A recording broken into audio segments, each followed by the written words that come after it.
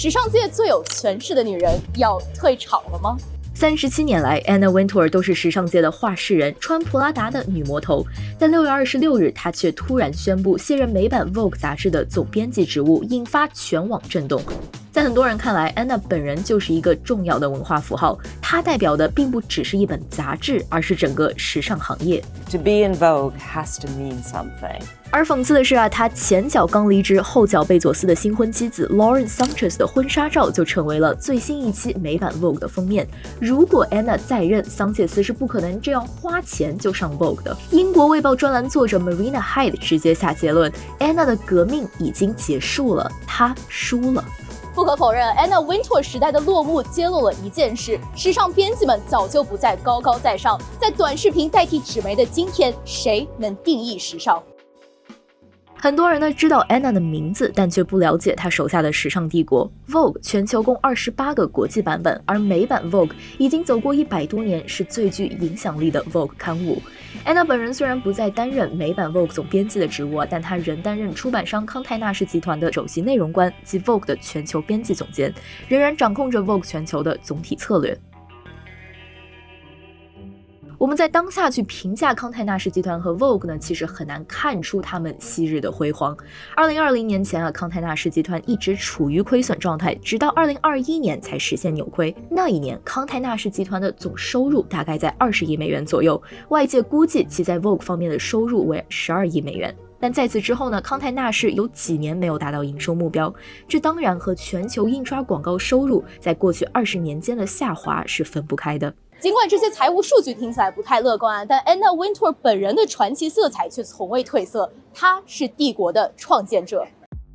38岁的 Anna Wintour 任职 Vogue 总编辑的时候杂志是一个重要的培养皿。他们在发掘有天赋的设计师和模特，把他们推广到大众面前。因为在那个时代，普通人能了解时尚的途径只有杂志。2005年 Vogue 中国创刊，也让公众知道了包括杜鹃、刘雯在内的一批中国超模。而在 Anna 本人指导下的美版 Vogue 也经历了不少革命性的变化。1988年 Anna 接手美版 Vogue 后的第一期封面就是一条牛仔裤，但这条牛仔裤的不简单之处就在于它特别便宜。当时名模 Michaela Bercue 穿着1万美元的高定单品，搭配50美元的 Guess 牛仔裤，震惊了印刷厂的人员，甚至有人怀疑是印刷错误。这代表了一种全新的时尚思维，把高级时装与街头服饰结合，真正契合现实中的穿搭。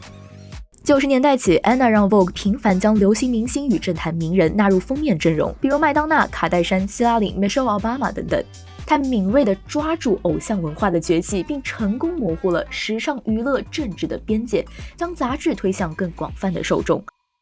但是不论杂志的形式如何改变，Anna Wintour 以及各大时尚杂志的编辑所代表的东西是不变的，这就是他们是定义时尚的人。这一批坐在秀场前排的编辑被称为帝王式主编，因为他们就像穿普拉达的女魔头电影里那样，气场强大，走路带风，有强烈的个人风格，像 Anna Wintour 标志性的波波头，前法版 Vogue 主编 Emmanuel Alt 知名的酷女孩制服等等。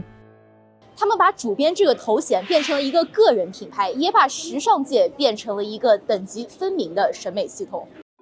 在当年的黄金时期，杂志社的预算之高，放到现在听起来简直像天方夜谭。2001年，同样是康泰纳仕集团旗下名利场杂志的首席摄影师，曾为了一期封面花掉近50万美元。那是一组横跨3地的超豪华大片，10位国际巨星坐镇，其中包括妮可基德曼和索菲亚罗兰。现场还布置了一座壁炉和一幅真正的萨金特油画，从洛杉矶一路空运到伦敦，只为这一张封面照。可以说，康泰纳仕集团的作者和编辑们就是最初的意见领袖。GQ 主编 Art Cooper 在米兰办晚宴的时候，直接把美食评论员飞过来，只为了搭配红酒。广告部传奇 Ron Galati 为了拿到一个客户呢，把自己的法拉利空运去科罗拉多。摄影大师 Irvin Penn 直接砸了100只卡地亚水杯，只为拍出最完美的一块碎片。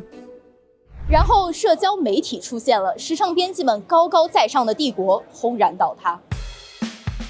现在呢，人们不再需要通过时尚杂志来了解时尚，模特和设计师本身呢，都可以通过社媒平台来宣传自己，而不是与杂志编辑建立关系。广告变成了时尚杂志的很大一部分收入来源，而不是出售杂志本身。现在时尚杂志本身的处境和定位也比较尴尬，就是最尴尬的一点就是它已经不知道怎么样去跟自己的受众沟通做内容了，因为它长久以来它已经习惯性的思维就是服务这些品牌，它是靠广告收入为生的，它不是靠订阅收入，也不是靠卖杂志本身。对这些帝王式的主编们，人们也不再买账。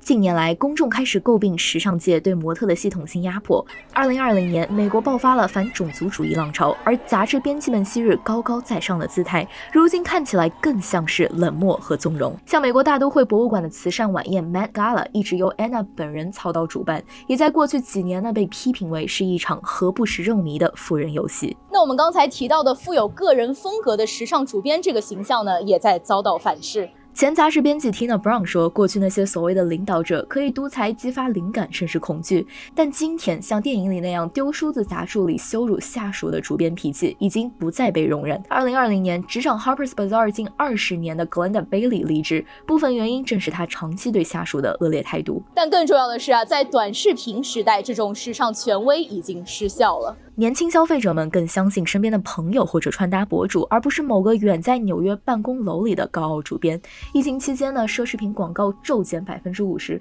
各大出版集团被迫削减成本、裁撤人员，这让主编的神话正式破灭。丧失了权威性的时尚杂志不得不开始去迎合粉丝与偶像文化，因为无论是 Vogue 的封面人物还是 Met Gala 的邀请函，最热情的都是粉丝，但粉丝在意的更多是名声和数据，而不是时尚本身。